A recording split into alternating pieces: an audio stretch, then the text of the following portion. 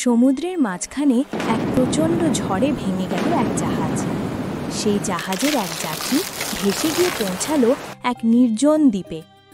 জ্ঞান ফিরেই আল্লাহর কাছে প্রাণ ভরে শুকরিয়া জানালো জীবন বাঁচানোর জন্য।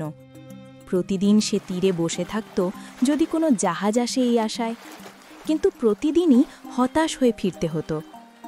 এর মধ্যে সমুদ্রের মাছ আর বন থেকে ফল খেয়ে আর সমুদ্র তীরে ছোট্ট একটি ঘর বানিয়ে সে বেঁচে থাকল।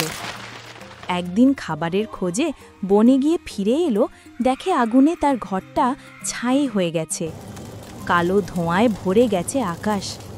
সে চিৎকার করে উঠল, হায় আল্লাহ, আমার ভাগ্যে এটাও রেখেছিলে।